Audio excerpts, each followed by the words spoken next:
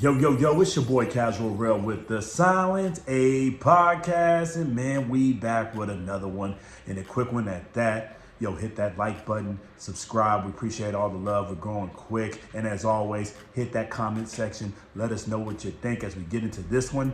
And we're going to get straight into it. We're talking about our boy, Errol the Truth Spence. Now, I done said it before, and I'm going to say it again. What in the fuck is going on with my boy Errol Truth Spence? What is going on over there at PBC? And excuse my language, but it's getting tight right now because first of all, we're Errol Spence fans.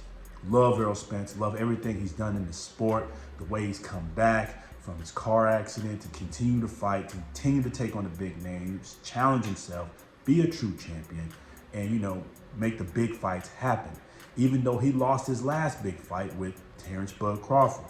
Got his ass beat. We all know that. It's okay. He's a real one. He tried it. He made the fight happen. That is what fighters do. That is what warriors do. But at the same time, what is going on over there with my boy Errol Spence? And who is he supposed to be fighting? As we already know, Sebastian Fundora is out of the picture. A whole year wasted out of the picture. We about to hit... 2 years out of the ring? It's about to be 2 full years out of the ring from a man, Errol Truth Spence, who's looking like our boy Keith one-time Thurman. By the way, he's finally coming back after a 3-year layoff due to injuries and you name it for Keith one time. Ain't no telling what's been going on with him. That's a different video, but back to Errol. And I'm looking at his management, I'm looking at PBC really at this point because Errol's never been this inactive. Not since he's been in the car accident, you know what I'm saying? Obviously, he had issues to handle there, get back healthy, get back right, and, blessings that he is, physically well, mentally well. But since the loss to, Terrence Bud Crawford, his first loss, we haven't seen my man back in the ring. Hell, I don't even think we've seen any fake sparring footage. I've seen a little bit of workout, a little bit of training videos here and there, but I've never seen them announce fights for Errol and they not go through. They usually make that stuff happen for him. It usually, they announce a fight for Errol, it's going down. And they've announced this fight for Sebastian Fundora at least 3 to 4 times. It keeps getting moved, keeps getting shaky, which leads us to believe it's gotta be the management, it's gotta be PBC. What are they doing to my man Errol? Let him free. Let him go. If y'all can't get him a fight, let him go. Now, if it's different that my man ain't ready, he just ain't saying it, and physically something is off with him, got it. Good. In that case, stop announcing damn fights for him.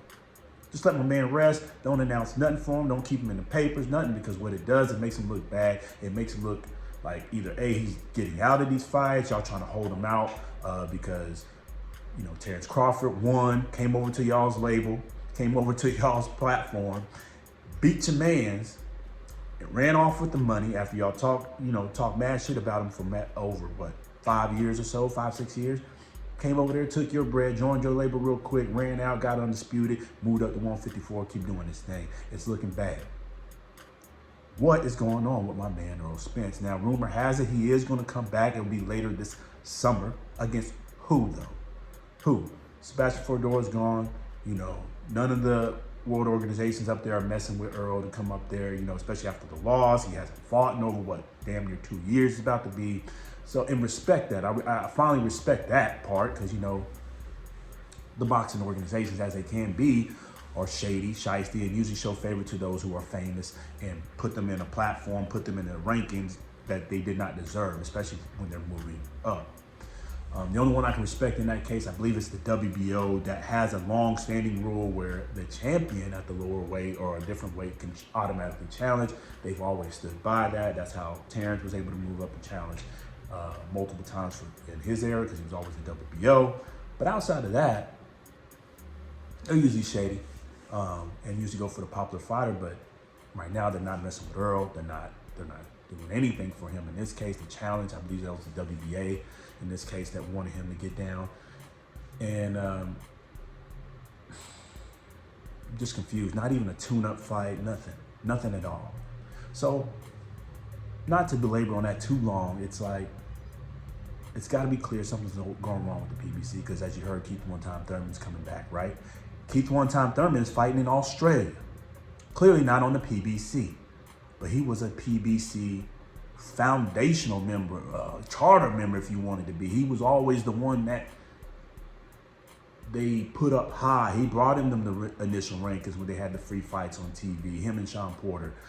Those kind of guys, were the staple, the cornerstone, and obviously he's been hurt, got it. But they can't even get my man a tune-up fight on an undercard for Tank Davis or Benavidez. No, they got him going to Australia in March. Well, maybe it's his call, but guys, there's a lot of PBC fighters moving out, and we got it. They got to still fight. They got to still stay active, and it leads us to wonders. This is what's happening to Errol. Errol wants to stay loyal, still wants to fight. They just can't give him the fight that he needs at the 154-pound division. Can't work it out, can't get it done. With that said, though, rumor has it he is supposed to come back in later this summer, and finally get back in a ring with a tune-up. With who? We don't know. But at this point, I recommend he stays away from Sebastian Fundora. Obviously, he can't get it anyways. Stay away from Terrence Bud Crawford. Anyways, he's got Canelo business to handle, but just in case, don't even bring it up.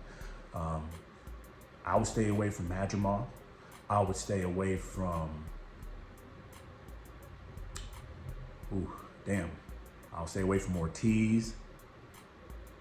He's swatting, he's smacking, and although he was originally a 147-pounder, he fits really well at that weight at 154 pounds. I could see them doing this. And Earl doesn't like tune-ups, right? He's a straight into a fight kind of guy. Jermell Charlo, Errol Spence, both comeback fights, both off of losses, both been out of the ring for just slightly, almost about to be 2 years. That honestly is the fight I can see them really making. And what PBC is holding out to make a pay-per-view, obviously, because that's all they do. Pay-per-view card later this summer, like a June, July time frame. Welcome back Errol Spence. Welcome back Jermell Charlo. Let them boys get it in. They are stable mates. Both used to be part of the same coaching staff there, fighting out of Dallas, Texas, in and out. Although, the Charlos mainly reside out in Houston, but they both, had Derek James as their coach, and it's perfect. It fits in with the model what PBC has, what they have left of their stable, what they can do still with their stable. So honestly, we can see that with Jermell Charlo, Errol Spence getting it on as a welcome back fight for both members. Both again, stablemates. Sorry, they have sparred obviously, and look at what they're doing with Javante Tank Davis and Lamont Roach. Both these guys have fought in the past, sparred numerous times. It fits the mold, fits the bill, and actually it's a fight that can really happen with both of them having such a layoff and both coming off losses. Other than that, there's not too much at 154 that I would even recommend for Earl. As far as a big name, he can definitely get some tune-ups and get himself in there. Honestly, I like the Lubin fight. I would like to see him and Lubin get it on. Lubin, Lubin's on a little bit of win streak coming back, but it's a dangerous fight for Earl because Lubin can swat, he can hit, but I think it's a very winnable fight for Earl. They're both in similar stature as far as physique, reach, height, and I think the size that'd be a good welcome fight for him as well. And I think Lubin is definitely available to take on that type of smoke, that type of fight. With that said, who would Errol Spence fight in his comeback this summer? Looking at the way PBC's doing business, the way they get down, and the way they can only make a few fights, and the stable's getting smaller and smaller, and the ones that can actually make a name, be a pay-per-view, it's clear it would have to be Jermell Charlo or Erickson Lubin getting there and make that fight happen. And honestly with you, I'm not sure Lubin's actually still with the PBC. I believe he is. But regardless, I think he's a fighter that's available that they can work with and get in. They've done business with him before.